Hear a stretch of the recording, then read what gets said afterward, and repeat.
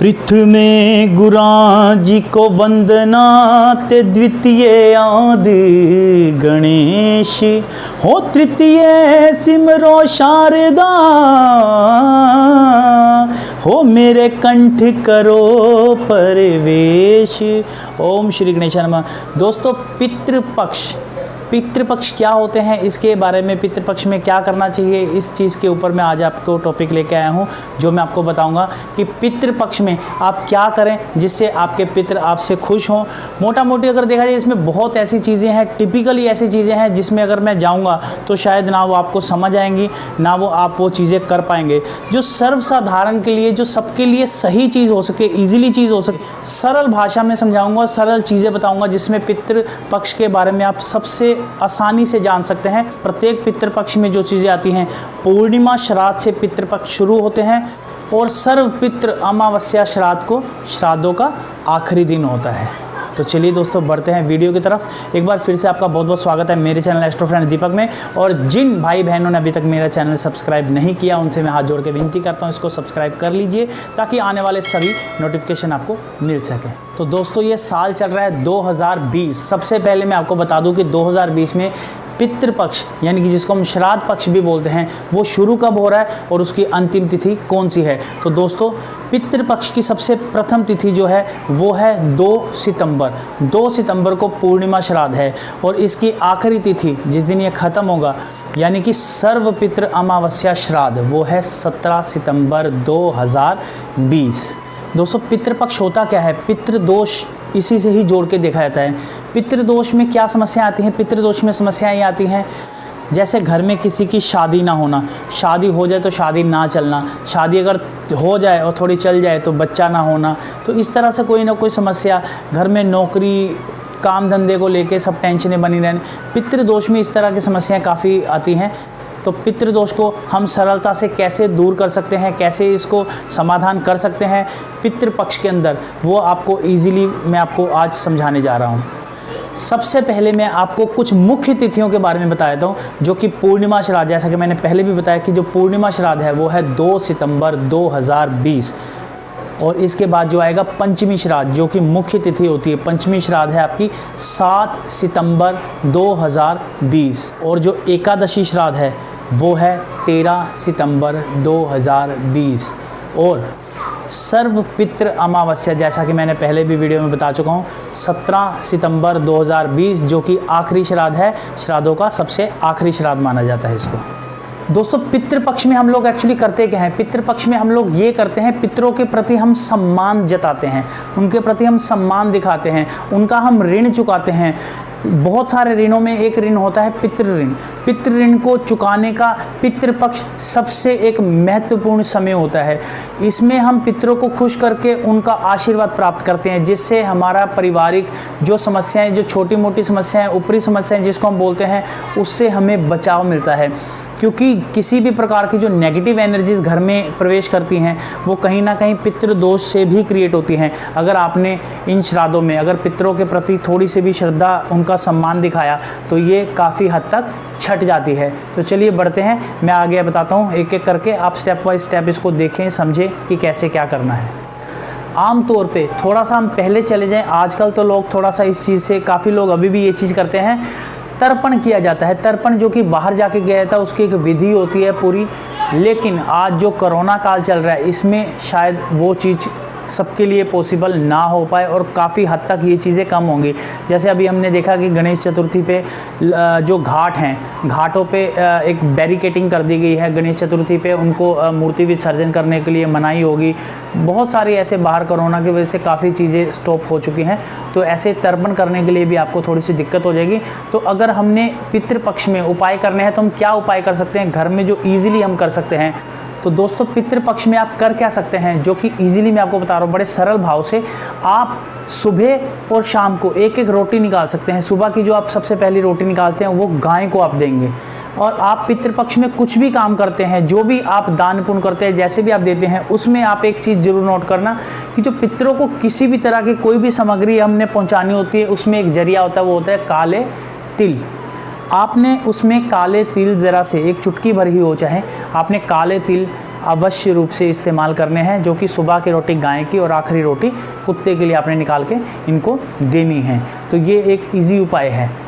और मित्रों, आप क्या कर सकते हो, आप जहाँ भी रहते हैं ज़रूर आपके घर के आसपास कोई ना कोई पीपल का वृक्ष होगा जहाँ पे लोग पूजा करते हैं, जो कि शनिवार को भी दिए जलाते हैं।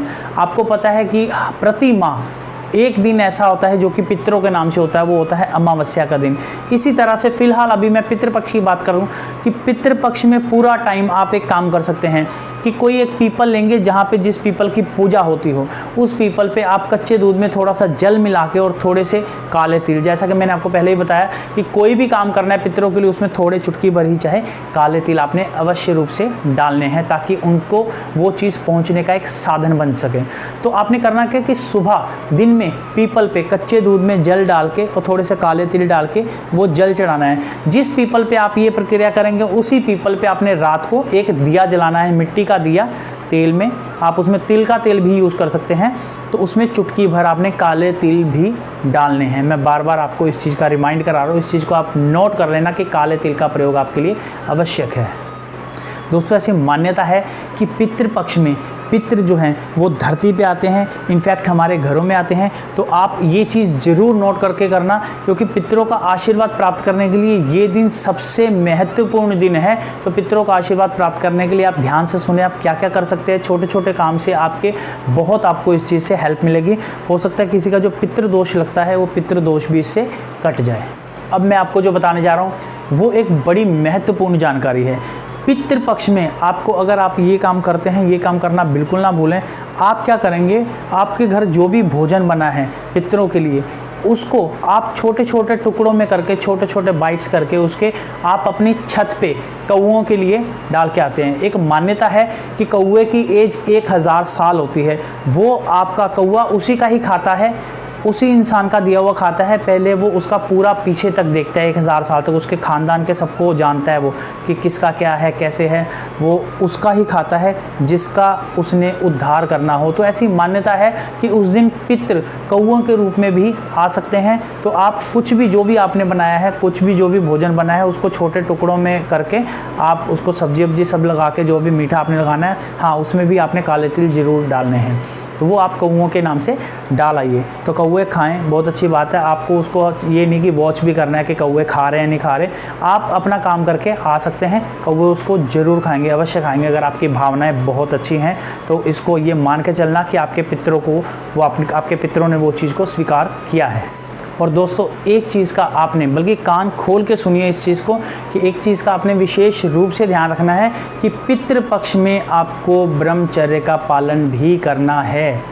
पितृपक्ष के अंदर जो भी विवाहित हैं या फिर जैसा भी आप समझदार हैं सारे, कि आपको ब्रह्मचर्य का पालन करना है। इन दिनों किसी भी तरह के कोई भी संबंध नहीं बनाने। और आप एक काम और कर सकते हो कि अपने घर में गीता का पाठ प्रतिदिन आप कर सकते हो। पितरों को अगर आप खुश करने के लिए सबसे महत्वपूर्ण चीज़, जो सबसे बड़ी चीज़ बोली गई है, श्रीमद् भागवत कथा। श्रीमद् भागवत कथा सबके लिए शायद पॉसिबल ना हो पाए, कम से कम आप गीता का पाठ पढ़ सकते हैं, ख़ास तौर से 11वां और 12वां अध्याय, जिससे पितृ बहुत ज़्यादा प्रसन्न होते हैं। ऐसा ज़रूरी नहीं आप 11वां 12वां एक ही दिन में पढ़ें, आप 2-2 पेज करके, जितना आपसे सामर्थ्य हो, जितना आपके पास समय हो। आजकल समय का बहुत ज़्यादा अभाव है, सब जानते हैं। तो जितना आपसे बन पड़े उतना आप गीता का पाठ करें, और कम से कम गीता को लाल कपड़े में ढक के धूप बत्ती तो आप उसको ज़रूर करें, जिससे पितरों को, उनको अगर किसी तरह की कोई समस्या बाधा है, वो उनकी समस्या बाधा भी इससे टलती है। उनको आगे का मार्ग, आगे मोक्ष का मार्ग उनको हो सकता है प्राप्त हो, जिससे आपके ऊपर वो बहुत सारे आशीर्वाद बरसाते हैं। और दोस्तों, आखिरी में ये पितृपक्ष का तो मैंने बता दिया, साथ में मैं ये भी बताना चाहता हूँ जिसको पितृदोष भी है, वो भी एक काम ज़रूर करें।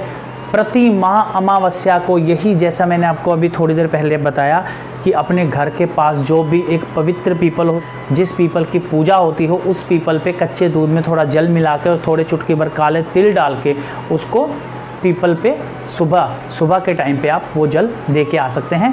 और रात को आप क्या करेंगे, आप रात को वहाँ पे दिया जला के भोजन भी आप रख के आ सकते हैं। जो भी बना है, काले तिल का प्रयोग ज़रूरी है।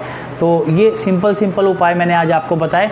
अगर मैं इसकी डिटेल में जाऊँगा तो डिटेल इसकी बहुत गहन डिटेल है, शायद वो किसी के लिए, क्योंकि मैं भी अगर अपने आप पे भी ये चीज़ सोचूं तो शायद मैं भी वो सब चीज़ों में नहीं जा पाता। समय का बड़ा अभाव है, हर चीज़ का अभाव है।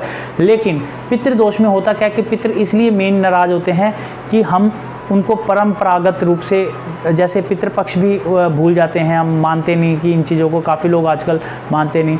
हाँ, जो नौवां श्राद्ध होता है वो उन लेडीज़ के लिए होता है जो लोग विवाहित लेडीज़, जितनी भी विवाहित लेडीज़ होती हैं, जो विवाहित औरतें मर जाती हैं, तो उनका एक जो श्राद्ध होता है वो नौवां श्राद्ध होता है।